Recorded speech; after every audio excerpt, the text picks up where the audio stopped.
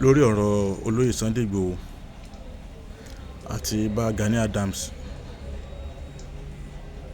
pẹ̀lú awuyewuye tàbí àhesọ ọ̀rọ̀ tọ́pọ̀lọpọ̀ àwọn èèyàn sọ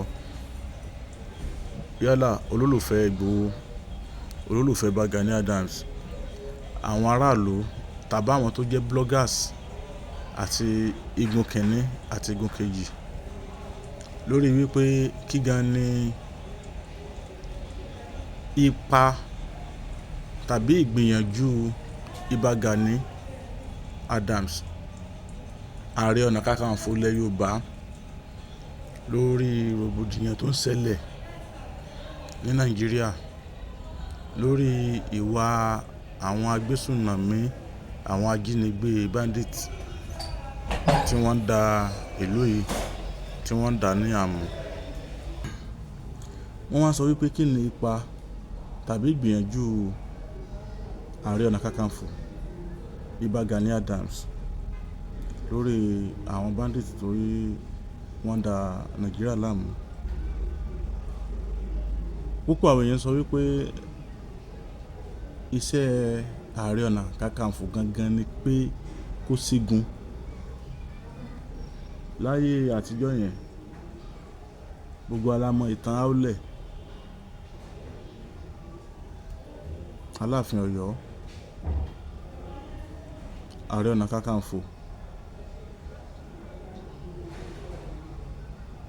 A sì mọ tí wọ́n bá sọ wípé a mọ ipa ribiribi tí Ààrẹ Ọ̀nà Kakanfò máa ń ṣe bí nǹkan bá fẹ́ ṣẹlẹ̀. So bóyá Ìbà Gani Adams, bóyá wọ́n dẹ̀ ń sáwọn gbìyànjú gẹ́gẹ́ bí Ààrẹ Ọ̀nà Kakanfò ilẹ̀ Yorùbá tí àwọn èèyàn ò mọ̀.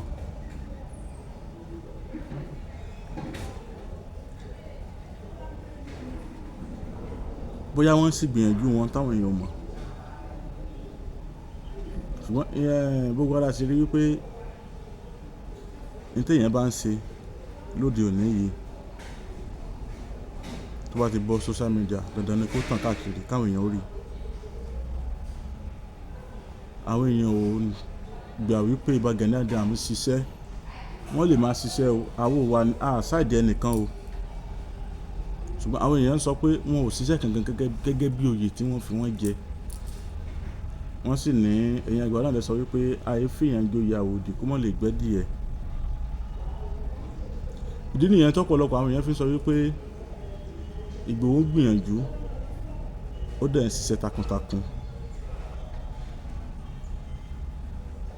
Ẹ wo àwọn nǹkan tí láì jẹ oyè ń lò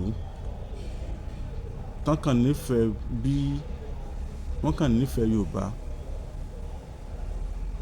Ẹ wo ohun tó jù Ìgbòho rí. Dòní lónìí ni wọ́n sì tún fi wanted sorúkọ ẹ̀ tí kò sì jà fún ara rẹ̀ tó jẹ́ pé ó ń jà fún gbogbo ọ̀ràn tí ń jẹ́ Yorùbá ni. Ibẹ̀ yẹn kọ́ ni mo wá ń lọ.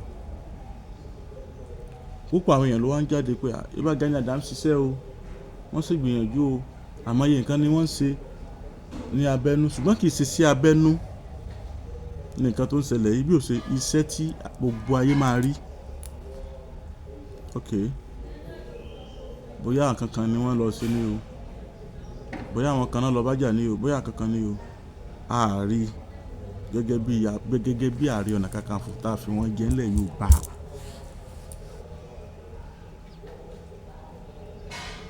A rí ipa Alhaji Wasiu Ayinde gẹ́gẹ́ bí máyégún ilẹ̀ Yorùbá tá a fi wọ́n jẹ.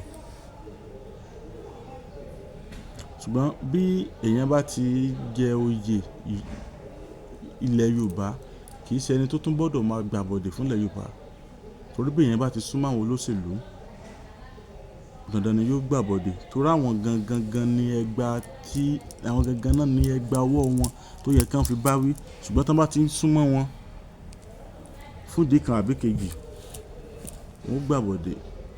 Kò sí òótọ́ ọ̀rọ̀ kankan mọ́ ń bẹ̀ yẹn tán fẹ́ sọ fún wọn mọ́. So à ń fẹ́ lè bẹ Ìbà Gani Adams náà káwọn náà ò bá wa jáde kí gbogbo ayé ó rí wípé wọ́n jáde. Gbogbo ìgbìyànjú tí wọ́n náà tán bá fẹ́ ṣe, Ìgbòho Sunday ò lè tẹ̀ wájú mọ́. Bẹ́ẹ̀ làwọn agbébọn yìí náà wọn ò sinmi wàhálà àti ìdàlúrú tí wọ́n ń ṣe.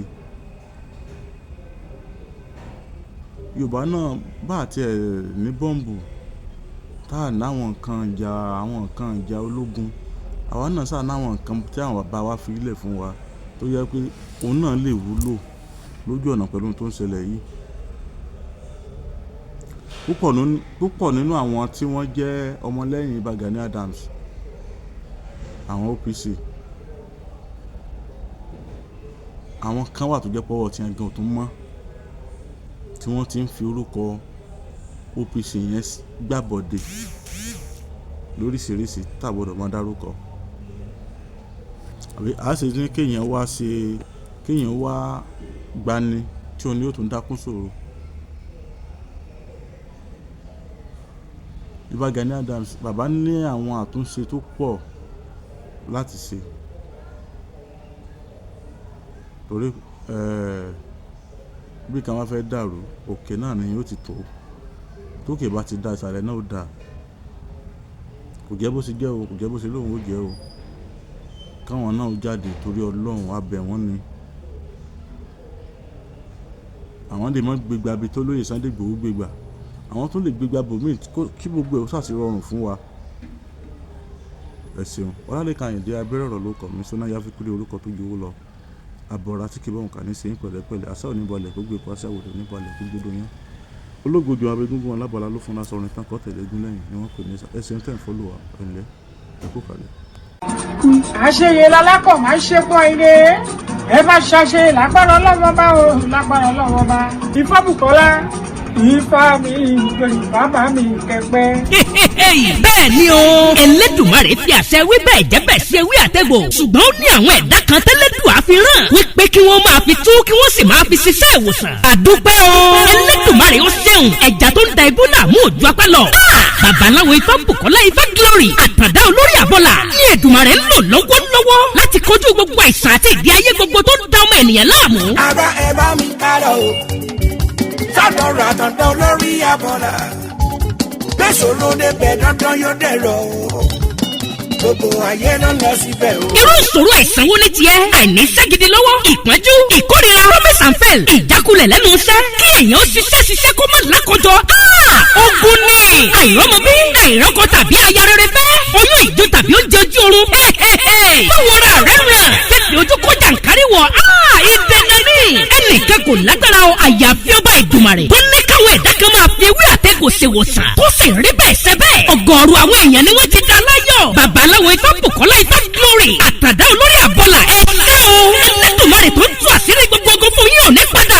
Ẹ̀yin náà kàn sí wọn. Gbogbo ẹni tí ayé rò pé kò lè rí ọ̀nà àṣeyọrí mọ́. Bóyá ẹ̀yin sì fẹ́ bọ́rí tàbí ẹ fẹ́ bá Ifá ní gbólóhùn. Ẹ tún lè ta Ifá lọ́dọ̀ wọn. Ẹ kàn sí wọn nílùú Ọ̀yọ́ Aláàfin. Bus stop tẹ́ ẹ bá ti dé kí ẹ sọ fún ọlọ́kadà wípé ọ̀dọ̀ bàbá Ifá Bùkọ́lá Ifá Glory àtàndá olórí àbọ̀là lẹ́ ń lọ. Wọ́n wà ní ìlú Péjú 1 Sábò Ọ̀yọ́ Aláàfin. Telephone 08038348630 tàbí 0705288104. Ọ̀kàràkà yìí ná Ifá gbáyé lọ ìrí òkè gbogbo wa.